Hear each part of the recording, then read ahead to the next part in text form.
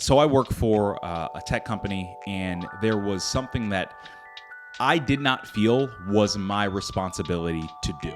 It wasn't communicated clearly. It didn't seem like it was on my plate. But then when the deadline hit and passed, there was backlash on me for it.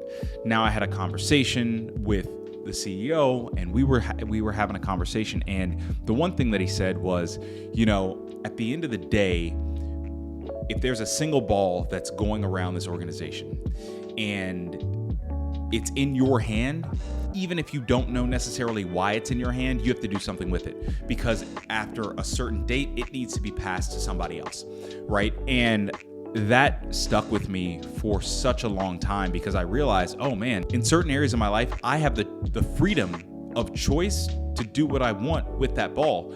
But when we push off responsibility, we aren't even giving ourselves a chance to be a better person, because when you have the ball, you're able to do something with it. It's a basketball analogy as well. It's like, if I have the ball in my hand, I'm able to shoot, pass, drive, or turn it over. And you don't want to turn it over, but when you have the ball, you have the freedom to do something with it. So identify areas of your life where you're holding the ball and you're just kind of standing there. And if you don't realize that, then what you're going to end up doing is turning the ball over. And if you turn the ball over in certain areas of your life, that could be so detrimental to your relationship, to your job, to, your growth and things. And those are kind of the three buckets that we really talk about, on this podcast and fitness, is because you start to realize in a lot of areas in your life, you're actually holding the ball. That's your responsibility. If you have that mindset of, I'm holding the ball with whatever this thing is, and I have the power to do something with it, you start to feel extremely, extremely powerful. You realize that you are a victor in a situation instead of a victim. That victim mentality is something that I struggle with a lot. I feel like growing up, my dad really had to talk me through it and kind of work it out of me, to get a little bit deeper.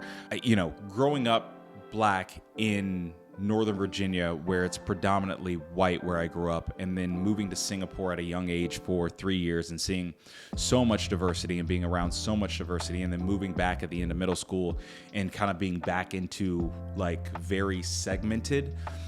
It was like, man, I felt like I was just the victim. I was like, I have to code switch in so many different rooms, and I have to act a certain way around certain people. I have to act less than around certain people just so I was accepted, and so on and so forth. And my dad he had told me this one thing that I'll never forget, that I take with me to this day. He goes, so if you are in a room where you look different, the most superficial aspect, you look different, he's like, you automatically stand up.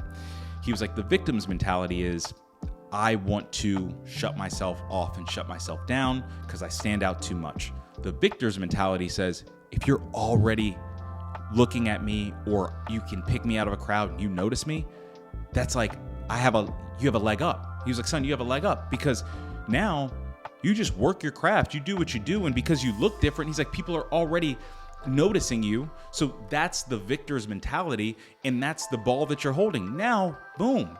Now you have responsibility with the eyes or people looking at you or whatever that you can do something with. Don't sit back and act like you don't have responsibility or turn the ball over because you're scared. Take that. So that's an area where, for me, I was like, I have to notice that I'm holding the ball and I got to run with it. So find the areas in your life where you are doing that same thing too.